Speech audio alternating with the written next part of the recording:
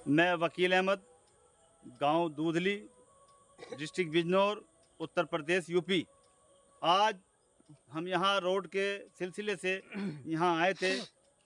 Road जो Delhi highway नजोबाबाद से जाता है, वहाँ से बिलोंग करता है Bhaneda. Bhaneda Memon to Dudhli to Guniyapur road, यानी कि ये मान लीजिए 15 से 20 किलोमीटर शॉर्ट भी पड़ता है। अगर आप नजोबाबाद से निकल के आएंगे और आपको गुनियापुर पहुंचना है तो कम से कम 20 किलोमीटर का आपको एक्स्ट्रा चलना पड़ेगा। तो ये दोनों हाईवे को टच करता है। वो नजोबाबाद कोतवाली जो लखनऊ हाईवे है उससे टच होता है, और यहाँ दिल्ली से दिल्ली हाईवे और जो नजोबाबाद जाता है, नजोबाबाद से पहले और किरतपुर के बीच में जो भनेड़ा आता है, तो भनेड़ा मेमन और दूधली और टू गुनियापुर ये निकलता है। तो ये शॉर्ट भी है। तो यहाँ अब जो रोड का काम चल रहा है, तो हमारे तमाम ग्रामवासी जो इस रोड से आते हैं वो बहुत परेशान है इसको लेके, क्योंकि एक साल से बहुत ज़्यादा तकलीफ़ों से गुजरना पड़ रहा था, क्योंकि इस पर पत्थर पड़ा हुआ था। कुछ बेचारे हमारे भाई लोग इसमें मोटरसाइकिल बाइक से जब चलते थे तो स्लिप होके गिर जाती थी, किसी का हाथ टूट टूट गया, किसी के पैर छिल गया, किसी का मुंह छिल गया, बहुत लोगों को चोट लगी। बाकी फिर भी उन्होंने बर्दाश्त किया, क्योंकि ये था कि बहुत टाइम से हमारा रोड बेकार हो रहा था, टूटा हुआ था, खंडर था। तो ये अब सरकार हमारी बनवा रही है, अच्छा हो जाएगा। अब जब देखा रोड बनना शुरू हुआ तो रोड की दशा ये है कि रोड पे माल तो डल रहा है, जो मात्रा में डलना चाहिए, यानी कि 20 mm से लेके 40 mm तक माल होना चाहिए, उतना माल इस रोड पे नहीं डला। वो कल हमने जब चेक किया, लगभग 10 जगह खोदा रोड को। खोदने के बाद जब जई साहब को दिखाया तो जई साहब ने माना कि हाँ वाकई गलत हो रहा है, कि तो 10 mm से ऊपर कहीं माल नहीं था, 20 से 40 mm माल होना चाहिए। वो जई साहब मना करने लगे कि हम इस पे दोबारा माल डलवा देंगे। यहाँ इतने टुकड़े पे लगभग ये मान लीजिए कि 500 मीटर का जो पीस था वो बिल्कुल गलत था, जिसको जई साहब ने हमसे कल वायदा किया था कि हम इस कल को दोबारा डलवा देंगे। तो वो वाकई हमने जब देखा आके, क्योंकि आज शाम तक का वायदा था, तो यहाँ मेरे पास कम से कम 20 लोगों के फ़ोन पहुँचे कि वकील साहब आइए आप, यहाँ रोड का काम गलत हो रहा है, और जो रोड दोबारा डालने की बात हुई थी वो नहीं डाला गया। तो जब वाकई हमने यहाँ आके देखा, सभी लोगों ने, यहाँ वही हाल है कि रोड पे माल नहीं डला, इतना टुकड़ा 500 मीटर का रोक दिया गया है, कोई माल नहीं डला।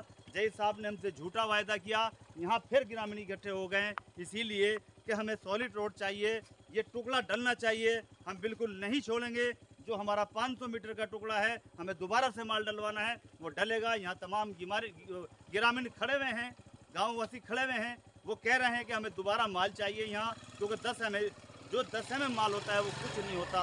उससे पहले जब रोड खोदा तो रोड खोदने के बाद उसमें मिट्टी निकल रही है, डस्ट निकल रही है।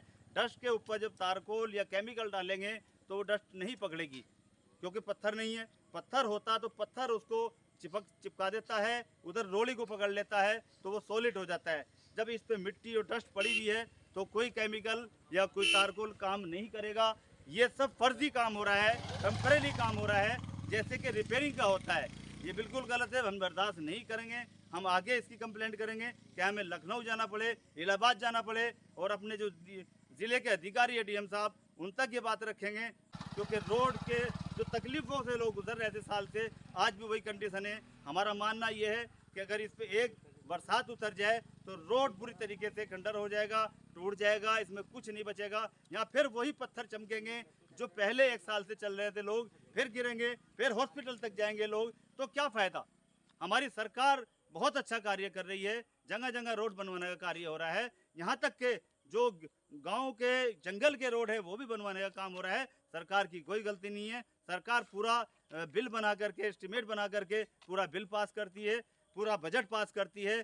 फिर उसमें मानक का एक बोर्ड होता है, जो मानक में वो चार्ट पूरा दिखाया जाता है, कितना इसमें रोड़ी जो नीचे डलना होता है रोड़ी का पूरा होता है, फिर इसमें कितना केमिकल और तारकोल डलना है वो सब होता है, फिर उसमें बजरी तारकोल के साथ मिला के डलनी है वो सब उसमें होता है। उसके बाद बदरपुर तारकोल के मिला के जो इसमें गड्ढे होते हैं बजरी के अंदर, वो भरने का काम होता है, वो सब मानक के बोर्ड में होता है। मानक का बोर्ड, यहाँ से आप जाएंगे लगभग 4 किलोमीटर की दूरी पे एक बांध का पुल आता है, पुल के बिल्कुल नज़दीक वो मानक का बोर्ड लगा हुआ है। तो ग्रामीणों से सबसे कहना है, पहले उस मानक के बोर्ड को देखिए, फिर जय साहब से पूछिए, लाइए कहाँ है आपका वो चार्ट जो आपको दे रखा है हमें वो दिखा दीजिए मानक में, जो है हमें मानक के हिसाब से चाहिए। इसमें जो डस्ट और मिट्टी आ रही है नीचे वो हमें बिल्कुल नहीं चाहिए। वो अगर आएगी तो रोड नहीं चलेगा।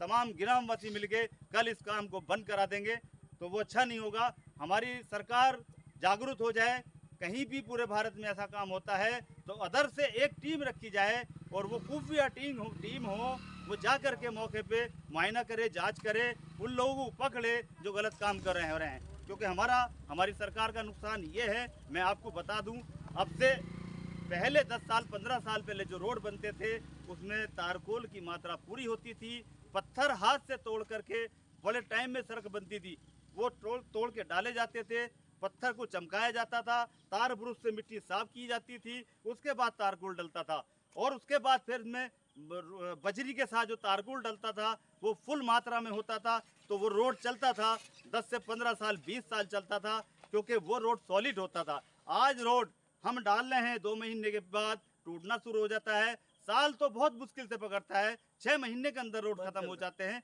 सरकार का क्या नुकसान नहीं है? अब बताइए 5 साल के बाद फिर सरकार से फिर उसको मांग रखी जाती है कि जी रोड बनवा दीजिए।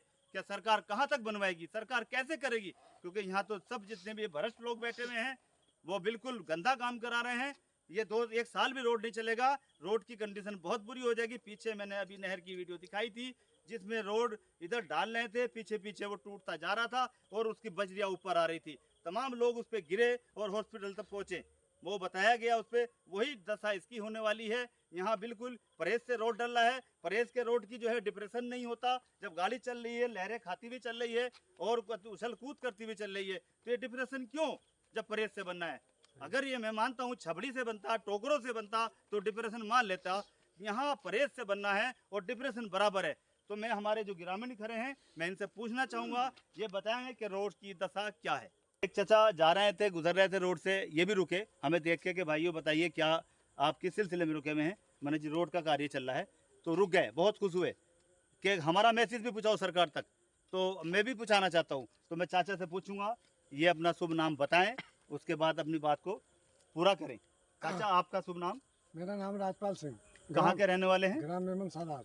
मेमन साहब, आप रोड से डेली आना जाना होता होगा? मेरे बच्चे यहाँ स्कूल पढ़ते हैं, भरे के जाते हैं, बहुत ही जरूरी, रात दिन बहुत परेशानियों के साथ टाइम गुजारना पड़ रहा है। जैसे 1 साल से रोड़ी पे चल रहे थे तो परेशानी थी जी, स्कूल भी नहीं पहुँच पाए बच्चे हमारे अच्छा टाइम पे।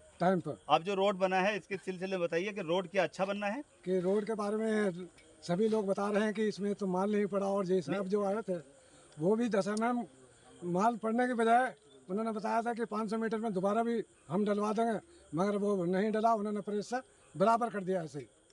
मतलब इसमें जो माल डालने के लिए कल जय साहब ने हमसे वायदा किया था सभी लोगों के सामने, जी। वो ये कहा था कि जो 500 मीटर का जो टुकड़ा है हम इसमें कल दोबारा माल डलवा देंगे, तो जय साहब ने नहीं डलवाया। उसके लिए क्या कहेंगे आप? उसके लिए कहेंगे, हम मांग करेंगे कि उसे दोबारा डलवाया जाए। मिट्टी नहीं होनी चाहिए तो दोबारा फिर उठा मिट्टी क्यों निकल रही है? हाँ, उनकी कमी है। उसके लिए क्या कहेंगे? जो हमारे जो अधिकारी हैं उनकी कमी है ये। उन लोगों को दोबारा आकर चेक करना था, जबकि डस्ट मिट्टी निकल गई। तो हमारी रोड तो सही बननी चाहिए। अगर हमें 2-3 साल तक नहीं चली तो हम क्या लेंगे? यहाँ सरकार को नुकसान पहुँचेगा, हमें नुकसान पहुँचेगा, हमारे बच्चे पढ़ने से परेशान रहेंगे, हम आने जाने से परेशान रहेंगे। सरकार को नुकसान नहीं पहुँचना चाहिए, बल्कि जो हमारे भ्रष्ट लोग हैं इनको दबिश होनी चाहिए कि रोड सही बननी चाहिए। हमें कोई परवाह नहीं है किसी बात की, हमें तो बिल्कुल रात दिन चलते हैं हम रोड पर। किसान लोग हैं, किसान का काम है, बच्चे इधर पढ़ते हैं हमारे। चलिए चाचा, बहुत बहुत धन्यवाद, आपने बात अपनी रखी, बहुत अच्छी बात रखी। इसके लिए हमारा सब लोगों का कर्तव्य बनता है कि जब हम इस रोड से निकल रहे हैं तो रोड चेक करें, जब भी रोड सही बनेगा। हम लोग अगर इस पे बिल्कुल स्ट्रॉन्ग नहीं होंगे और नहीं देखेंगे, ध्यान नहीं करेंगे, तो लोग इसी तरह से गंदा रोड बना करके चले जाएंगे। कल फिर हमें उसी परेशानी से गुजरना पड़ेगा। जो पत्थरों से गुजर रहे थे और चोट लग रही थी, हमारे बच्चे भी टाइम पे स्कूल नहीं जा रहे थे, कल फिर उसी दुविधा हमारे सामने खड़ी भी होगी, वही परेशानी से सेम गुजरेंगे। तो उसके लिए हम सरकार से मांग रखेंगे। सरकार से हमें कहना चाहता हूँ, अपील है मेरी, रिक्वेस्ट है कि इस चीज़ पे बिल्कुल खास विशेष नज़र रखी जाए। हमारे देश में जो भ्रष्ट लोग हैं उनके खिलाफ सख्त से सख्त कार्रवाई होनी चाहिए, बिल्कुल नहीं छूट होनी चाहिए। क्योंकि जब भी भ्रष्टाचार बंद होगा, ये जो लोग यहाँ पे रोड को काला करने का काम कर रहे हैं बिल्कुल गलत है। कहीं भी पूरे भारत में कहीं काम होता है तो इसको रोक दिया जाए और मैंने पहले ही कहा अदर से एक टीम रखी जाए जो किसी को ना मालूम हो और वो आगे जांच करे और फिर उनके खिलाफ कार्रवाई करे जो लोग इसमें शामिल हैं। मैं अपनी बात को समाप्त करता हूं। जय हिंद, अल्लाह हाफिज।